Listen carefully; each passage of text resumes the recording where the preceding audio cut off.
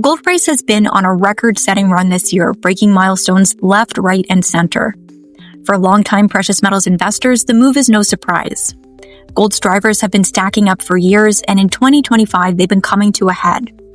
Factors working in gold's favor include central bank buying, global geopolitical tensions, the trend toward de-dollarization, and increasing concerns about fiat currencies in general. All of these elements are boosting the yellow metal's safe haven appeal for investors. But while the reasons to own gold are clear, its ascent is raising questions about whether gold is still a buy at all-time highs, as well as how much gold to own right now. The short answer is that every person is different. It's up to you to know yourself and your portfolio and to make decisions about if and when to buy gold and how much to hold. The long answer is more complex, and to help investors figure out what to do, I pulled together thoughts from 5 precious metals experts. Let's start by looking at whether it makes sense to buy gold at record high prices. The broad consensus is that it largely depends on whether you own gold already. Essentially, if you don't own any gold at all and have decided you want to have a position, it makes sense to start building it sooner than later, even at today's elevated prices. However, that doesn't mean you should buy all the gold you want at the same time. The common recommendation is to dollar cost average. That means buying the same amount at set intervals. It's a way of making regular investments and eliminating timing issues. Andy Schechtman of Miles Franklin does a great job of explaining his take on this strategy. The best piece of advice I ever received was from my father, and I'll say this especially for younger people. I started this company in 1989 with my dad. I was 19 years old, and there was no internet, and we started in an office the size of a closet. And he borrowed money from his best friend, whose middle name was Franklin. His middle name is Miles. We come from nothing. We're the American dream. He said to me, I won't let you make the same mistake I've made as a younger man. The only rule at this company for you and I to build this would be that you'll buy something, gold or silver, every 2 weeks when you get paid, period. I don't care if it's 1 ounce of silver.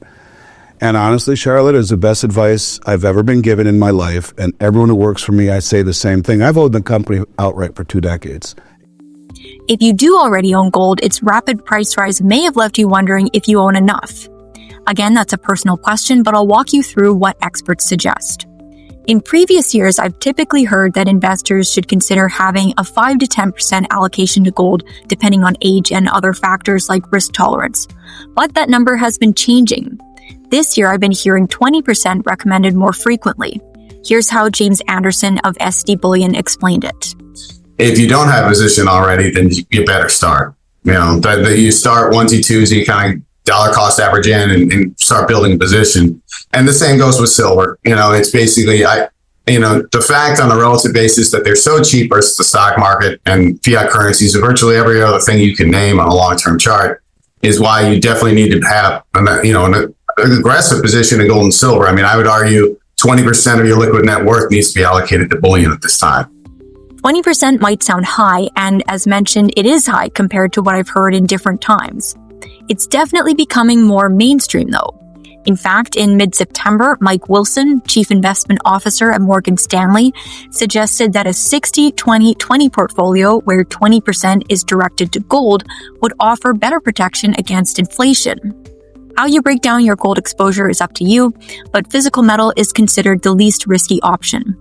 In terms of stocks, royalty and streaming companies are also seen as relatively low risk, as are the largest miners.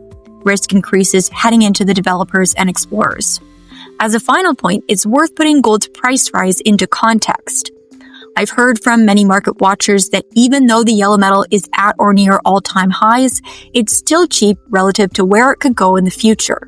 Here's what Rich Chekin of Asset Strategies International said on that point. For about 3-4 years now, I've been saying that gold at all-time highs is dirt cheap. Silver is even cheaper, well below all-time highs for silver. And the reason I said that 3 years ago, 2 years ago, last year, and now is the Western investor still not in this marketplace. And when they get in, so European investors, North Americans, when we get in this market and start buying, not selling like we are right now, we start buying, it's going to make a huge impact on the price. And they're not in it. I've got a couple indicators that dictate to me that we are not seeing investment buying right now. Jaime Carrasco of Harborfront Wealth made a similar comment.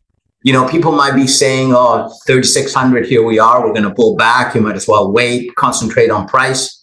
You know what? That's all fine and dandy. But on that road ahead, it's important to understand that for gold as money to do what it has done for 4,000 years, and what I mean by that is to settle the trade settlement of the countries of the world, its price has to be way higher than $3,600 to achieve that. And because of that, I think to me, it's more important to understand where we're going, not necessarily how we're going to get there, because that's the fun part. The fact that it took how many years for gold to break through 2,000. Now we're through it. Now we're fighting higher, but more importantly, that is inevitable. So is gold a buy at all-time highs? That's a choice for you to make on your own, as is the amount you allocate to gold. What's clear from the experts I've been speaking with is that the fundamental grounds for gold ownership don't disappear just because the price is high. In reality, a record-setting gold price could mean they're more relevant than ever. On that note, I want to end with a clip from Rick Rule of Rule Investment Media, who often speaks about the circumstances where gold thrives.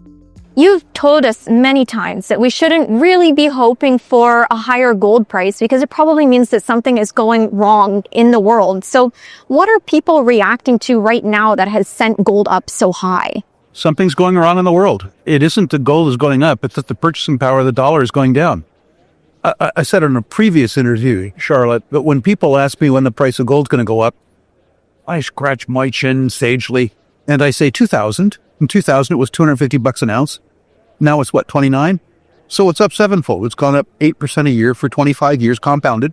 That's up. I think it's going to go higher. Yeah. Because I think the arithmetic around the US dollar, not relative to other currencies, but relative to real things, is going to go down. I'm afraid, literally afraid, that gold is going to go much higher because the circumstance that causes it to go much higher is unpleasant for the rest of our lives. And your life and my life are pretty good. I'd love to hear about your current gold strategy, so please drop a comment below. And feel free to share any other topics that you'd like me to cover. Thank you for watching. If you like this video, make sure you hit the like button and subscribe to our channel.